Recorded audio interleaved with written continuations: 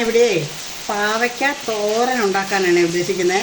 അപ്പോൾ നമുക്ക് പാവയ്ക്ക തോരൻ ഉണ്ടാക്കാനായിട്ട് നമ്മൾ ആദ്യമായിട്ട് കുറച്ച് ഇഞ്ചി ഇതുപോലെ ഇങ്ങനെ പൊടി പൊടിയായിട്ട് ഇഞ്ചി അരിഞ്ഞിടണേ. അരിഞ്ഞതിന് ശേഷം ഇഞ്ചി അരിയുക കേട്ടോ. ഇത്ര ഇഞ്ചി മതി. അപ്പോൾ കുറച്ച് ചെറിയുള്ളി അരിയണേ, ചെറുതായിട്ട് അരിയണം. ചെറിയുള്ളി എടുത്ത് ചെറുതായിട്ട് നമ്മളിങ്ങനെ അരിയണം. ചെറിയുള്ളി നമ്മളിവിടെ അരിയുന്നുണ്ട്. അപ്പോൾ പാവയ്ക്കത്തോരെന്ന് പറഞ്ഞാൽ നമുക്ക് ഈ മഴക്കാലത്തൊക്കെ കഞ്ഞിയുടെ കൂടെയൊക്കെ കുടിക്കാൻ നല്ല രസമാണ്. ഞങ്ങളപ്പോൾ ഇവിടെ ഇന്നിപ്പോൾ ഞങ്ങൾ കഞ്ഞിയാണ് വെച്ചേക്കുന്നത്. ഉച്ചക്കത്തേക്ക് ഞങ്ങൾ കഞ്ഞി കുടിക്കാമെന്ന് വിചാരിച്ചു. പിന്നെ കുറച്ച് കറിവേപ്പില വേണം കേട്ടോ. ഞാനിവിടെ കറിവേപ്പില എടുത്ത് വെച്ചിട്ടുണ്ട്. അതിൻ്റെ കൂടെ കുറച്ച് പച്ചമുളകായിരുന്നു നമുക്ക് വേണ്ടത്. നല്ല പച്ചമുളക് ഞാനിവിടെ അരിഞ്ഞ് വെച്ചിട്ടുണ്ട്. പച്ചമുളക് അരിഞ്ഞ് വെച്ചിട്ടുണ്ട് കേട്ടോ. ഇത്രയും പച്ചമുളകുണ്ട്. അപ്പോൾ നമുക്ക് കുറച്ച് തേങ്ങ വേണം. കുറച്ച് തേങ്ങ മതിയേ.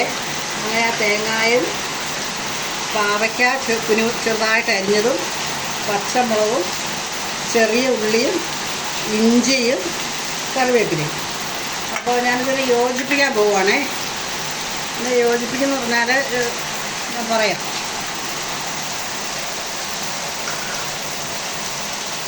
ഉപ്പ് വെള്ളമാട്ടോ, കല്ലുപ്പിൻ്റെ വെള്ളമാണ് ഞാൻ ഉപയോഗിക്കുന്നത്. ആദ്യം പാവയ്ക്ക ഇടുക കേട്ടോ. പാവയ്ക്ക ഞാൻ ചട്ടിയിലേക്ക് ഇട്ടു. മൺചട്ടിയാണ് ഏറ്റവും നല്ലത്. പാവയ്ക്ക തോരൻ വെക്കാൻ മൺചട്ടിയാണ് നല്ലത്. മൺചട്ടി വെച്ചാൽ അതിൻ്റെ പ്രത്യേക ടേസ്റ്റാണ്. അതിന് ശേഷം ഞാൻ ആവശ്യത്തിനുള്ള തേങ്ങ ഇടുക കേട്ടോ. ഒരു പിടി തേങ്ങ, പാവയ്ക്കയ്ക്ക് അനുസരിച്ചുള്ള ഒരു പിടി തേങ്ങ. ഇത്തിരി കൂടിയാലും കുഴപ്പമില്ല, അധികമായാൽ പാവയ്ക്കയുടെ ടേസ്റ്റ് കുറയും. അതുകൊണ്ട് പിന്നെ ഞാൻ ഇടാൻ പോകുന്നത് കറിവേപ്പിലയാണ്. കറിവേപ്പില ചെറുതായിട്ടൊന്ന് അരിഞ്ഞിട്ടാൽ നല്ലതാണ്. അപ്പം കറിവേപ്പില ഒന്ന് അരിയാം, ചെറുതായിട്ടൊന്ന് അരിയാം കേട്ടോ. കറിവേപ്പില അരിഞ്ഞു വെച്ച ഇഞ്ചി കേട്ടോ. അത് അരിഞ്ഞു വെച്ച ഇഞ്ചി ഇടുവാണേ. അരിഞ്ഞു വെച്ച പച്ചമുളക് ഇടുന്നു. അതുപോലെ അരിഞ്ഞു വെച്ച ചെറിയ ഉള്ളി. ഇതാണ് ഇതിൻ്റെ കോമ്പിനേഷൻ കേട്ടോ. പാവയ്ക്ക തോരൻ്റെ കോമ്പിനേഷൻ ഇതാണ്. അപ്പോൾ നമ്മൾ ആവശ്യത്തിനുള്ള വെള്ളം, ഉപ്പ് വെള്ളം ഒഴിക്കുക. ഉപ്പ് കല്ലൊഴിക്കുകയല്ല, ഉപ്പ് വെള്ളം തളിക്കുക. അപ്പോൾ ഒരു 2 സ്പൂൺ ഉപ്പ് വെള്ളം ഞാൻ ഒഴിച്ചിട്ടുള്ളത്.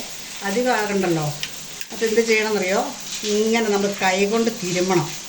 നമ്മുടെ കൈകൊണ്ട് തന്നെ നമ്മളിതങ്ങ് യോജിപ്പിക്കണം. ഇങ്ങനെ നന്നായിട്ട് ഒരു മയം വരാൻ കണക്കാക്കി.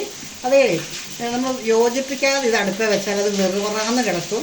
അതിനൊരു ടേസ്റ്റ് കുറവുണ്ട്. ഇത് നമ്മളങ്ങനെ ഉപ്പ്, മുളക്, ചെറിയുള്ളി, കറിവേപ്പില, പച്ചമുളക് എല്ലാം കൂടി അങ്ങ് യോജിച്ചിട്ട് നമ്മൾ ഈ പകുതി വേവ്, ഫുൾ വേവല്ല, ഒരു പകുതി വേവ് നമ്മൾ കൈകൊണ്ട് തന്നെ ആക്കണം. അപ്പോൾ അതിന് ഒട്ടും ഞാൻ വെള്ളം ഒഴിക്കുന്നില്ല കേട്ടോ. ഒരു തുള്ളി വെള്ളം പോലും പാവയ്ക്കത്തോരത്തിനകത്ത് ഞാൻ ഒഴിക്കുകയില്ല. എൻ്റെ രീതി ഇതാണ്.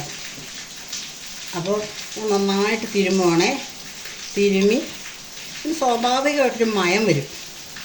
ആ മയം വന്നു കഴിഞ്ഞാൽ ഇങ്ങനെ തട്ടിപ്പൊത്തും.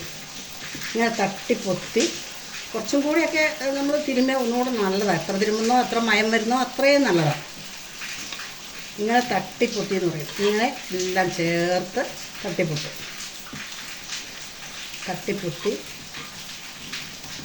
വെക്കുവാണേ.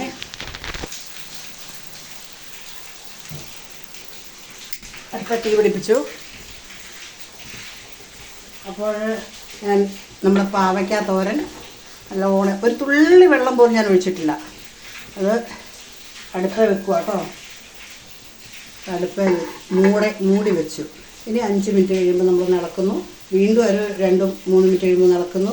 ഒരു 5 മിനിറ്റ് കൂടെ, മൊത്തം 10 മിനിറ്റ് മതി. 10 മിനിറ്റ് കഴിയുമ്പോഴത്തേക്കും നമ്മുടെ പാവയ്ക്ക തോരൻ റെഡി. കഞ്ഞിക്കോ ചോറിനോ ഒക്കെ റെഡി. Okay, thank you.